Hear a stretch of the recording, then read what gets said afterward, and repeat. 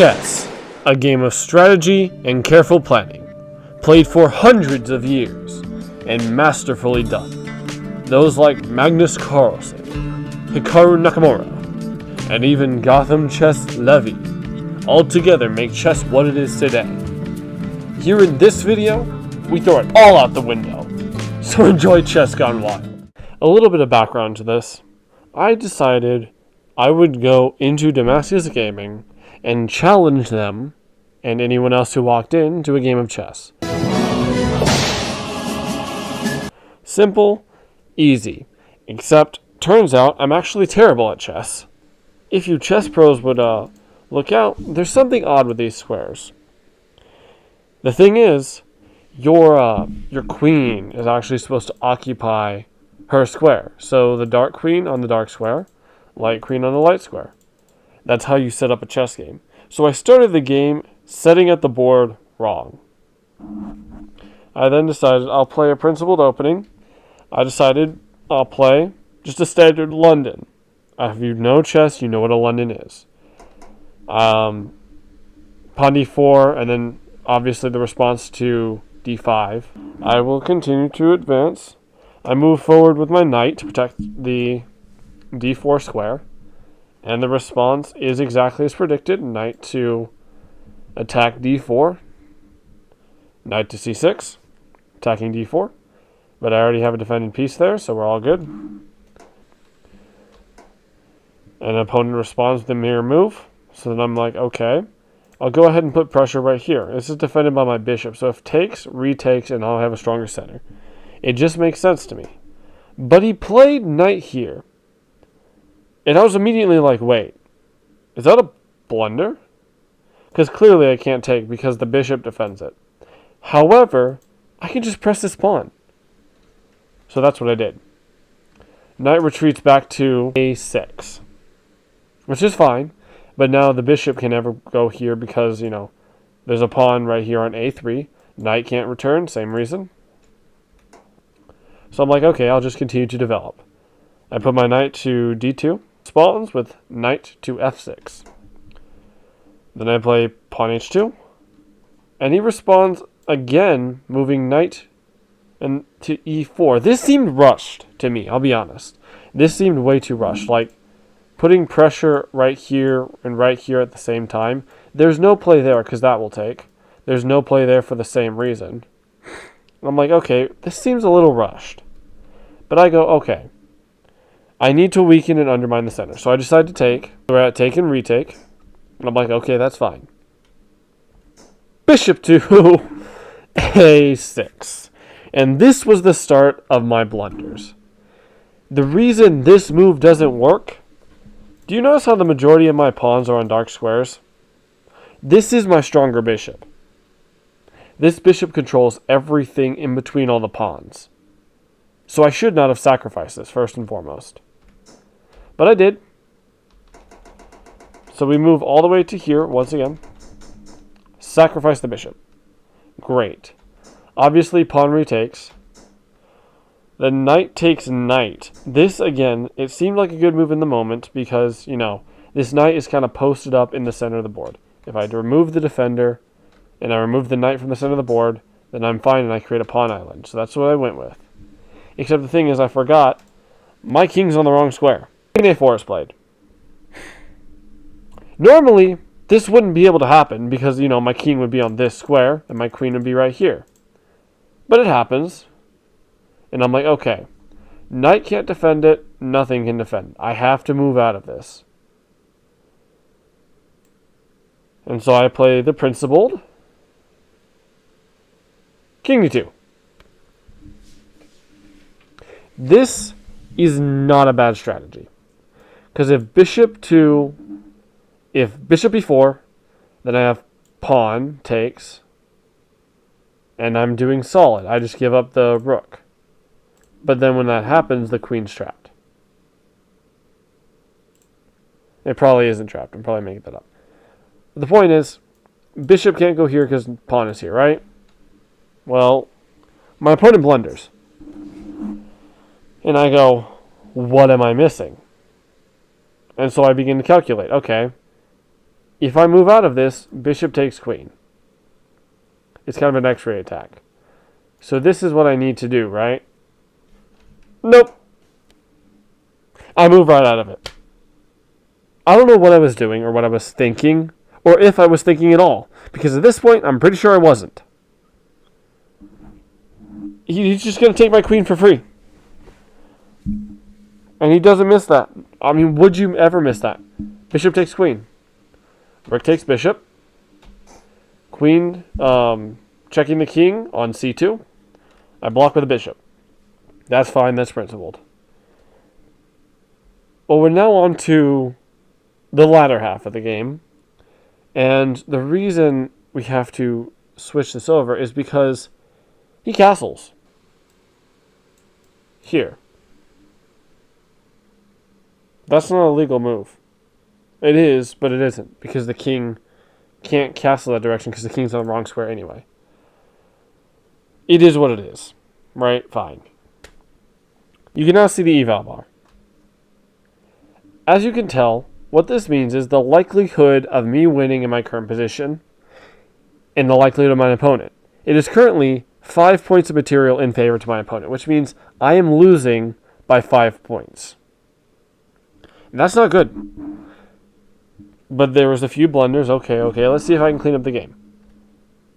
The next move I decide to make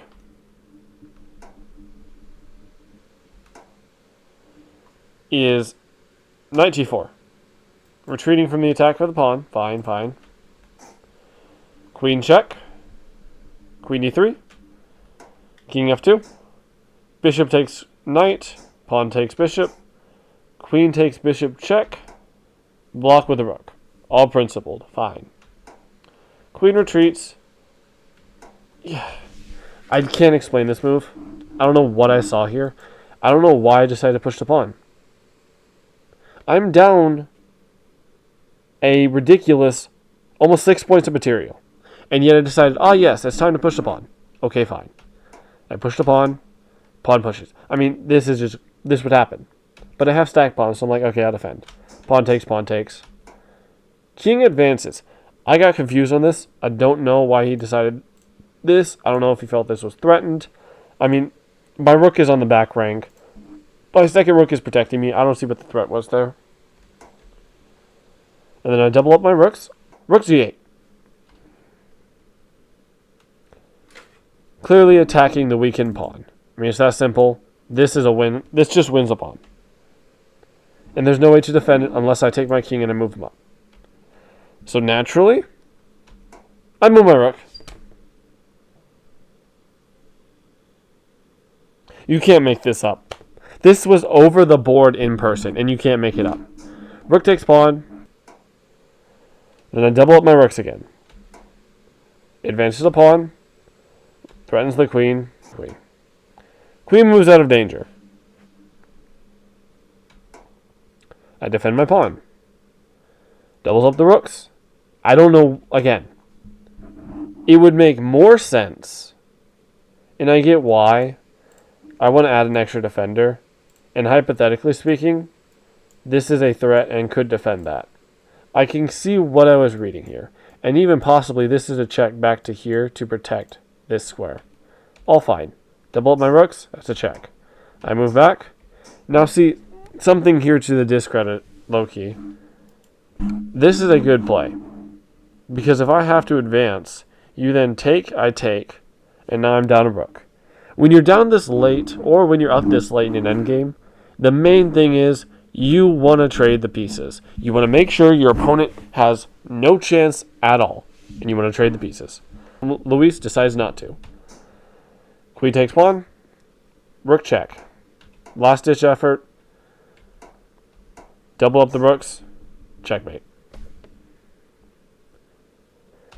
I hung mate. I was like, I need to protect my rook. I forgot this is mate. So. Queen f2 mate. You can't make it up. You can't. It's second game against him. I decided to go for an actual legit opening. I start with d4. Opponent responds d5. Then I play An interesting line, pawn f4. The reason why is because I'm saying you can't put your pawn there because I'll take it. The opponent responds, knight attacking pawn, and pawn defends both pawns. Bishop to f5. Now this is a very interesting concept because the idea is if I don't stop this, the knight will plant itself here and attack this guaranteed. There is no defense for this. I'm losing my queen no matter what. So I advanced the pawn because I knew what he was doing. And he advances his pawn.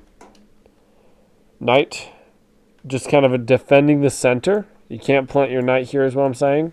It's not going to happen. Now this was an error. The reason why, the knight loses a defender. And you'll see that becomes crucial here in a second.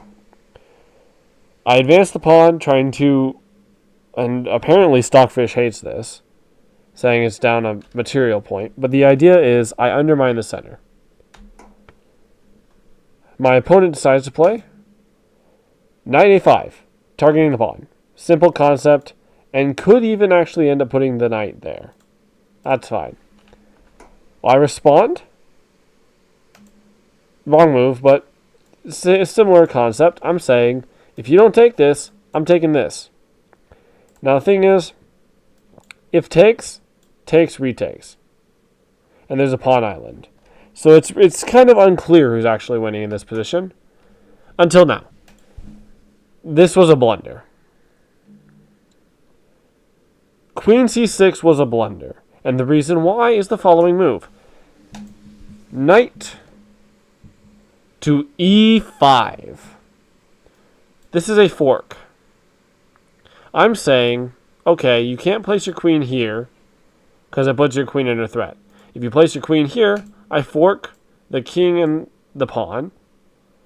And if you place your queen here, it's taken, and here it's taken. And if you run away, same is true. So the best way to defend it is to not defend it because my opponent decides to play this. Now, this is fine. You're defending the pawn from the fork. However, there's a really cool idea from this. See if I can pull up the position.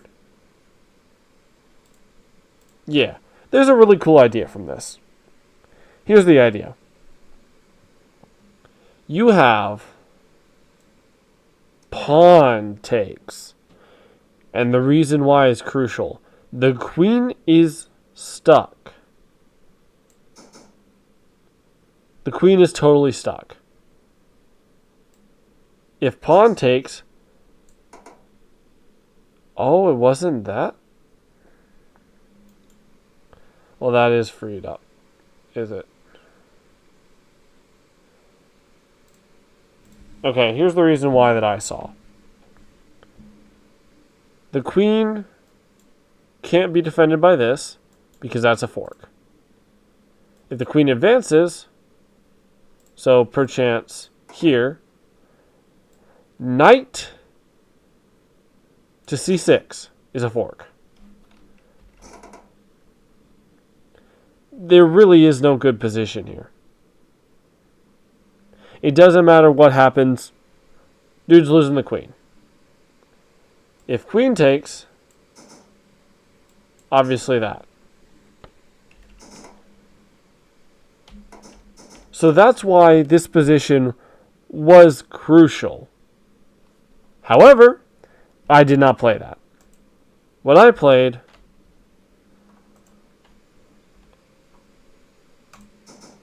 Oh, no, not that. Sorry. D3. All my advantage is gone. All of it. Every last bit of advantage I had in this game is gone. Because, as you trade, my knight disappears from the center. Which is not good. This is a fork. And I have no way to stop it. And when I advance that, now this is under threat.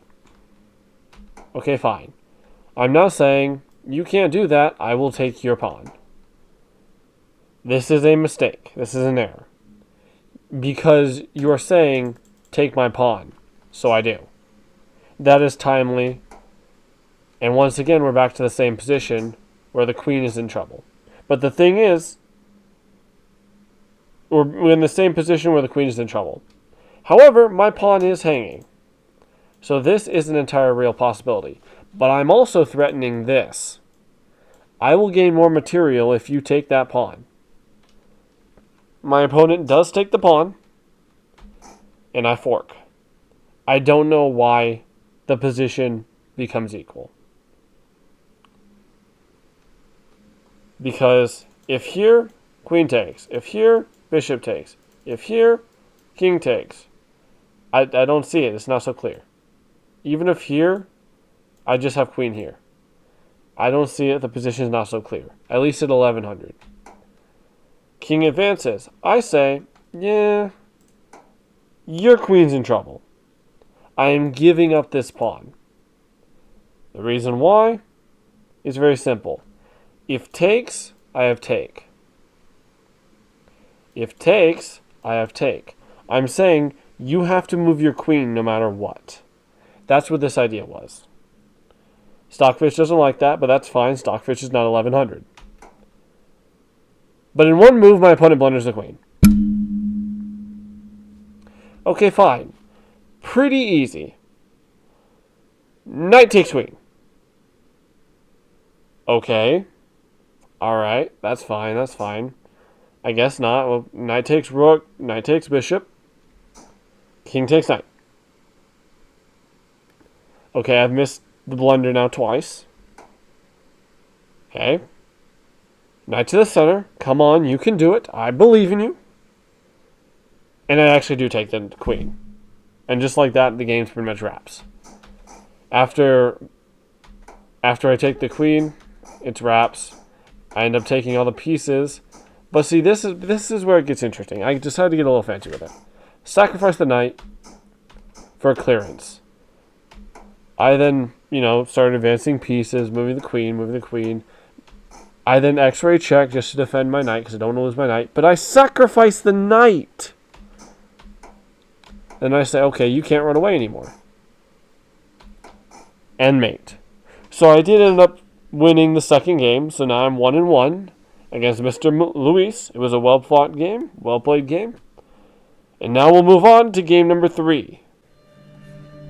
This game was made in partnership with Damascus Gaming. Damascus is a professional esports group, as well as a content creation team that I'm a part of. Their base of operations and LAN center is located here in the shops of Solana in El Paso, Texas. For more information, follow them on Instagram. Their link is provided in the description. Now back to the video.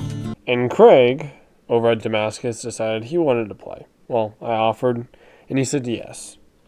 And to put it simply, it didn't go well.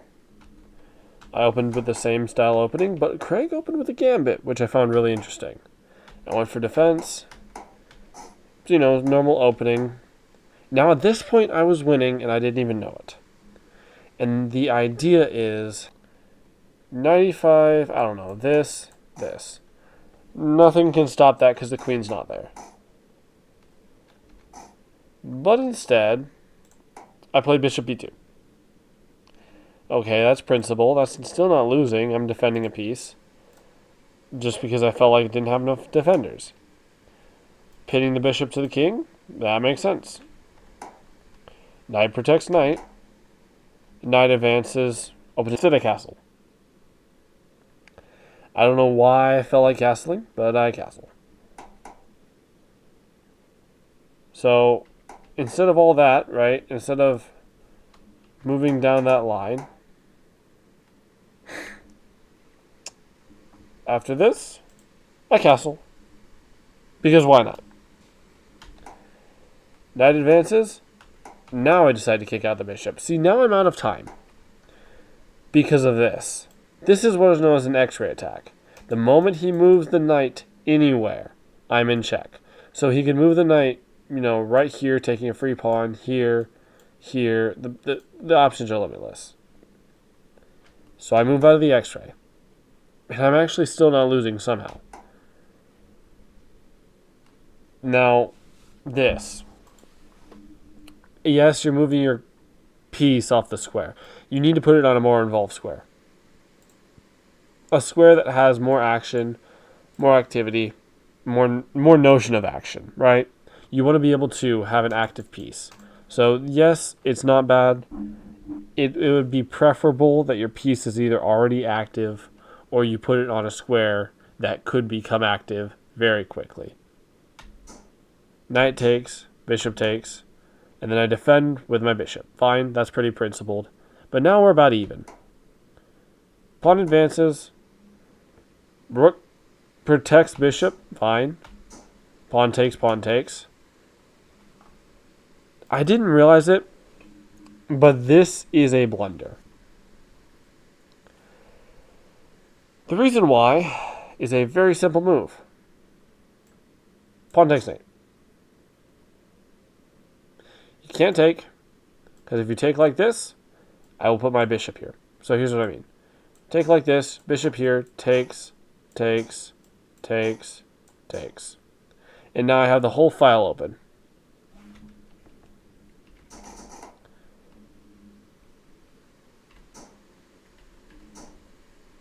Yet instead,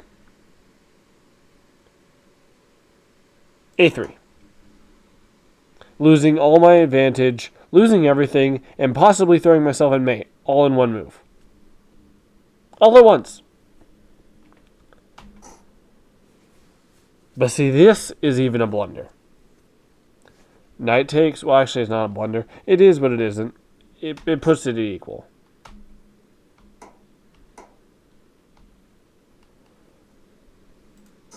Bishop takes. Pawn advance. I don't know. The queens are now having a staring contest. And the bishop retreats, and yet the queens are still having a staring contest. Fine. Pawn takes. Bishop takes. This was a very scary move on the board. Because all I'm seeing, it doesn't matter where I move my stuff. That's what I'm seeing. I see, okay, this is an x-ray. If takes, that's double check.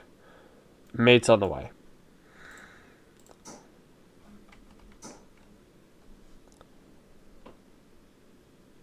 But that's wrong. The reason why it's wrong, King b1. Incorrect, sorry. King b2. No. 1 second, I'll find the move.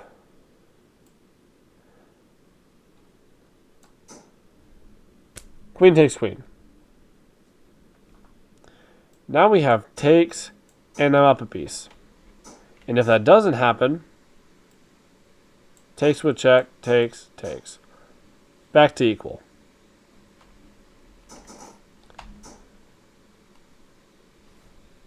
I panic. Bishop takes. Why is this so bad? If some of you had forgotten like me, there's a piece right here staring at this square.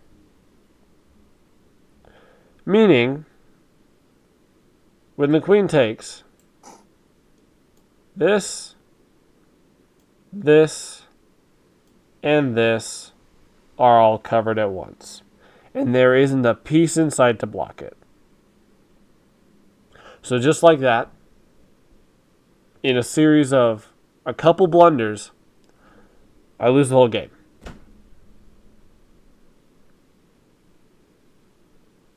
It's impressive. It really is. But that doesn't mean this ends here. I will face them again. And next time I'll beat them. To that I swear.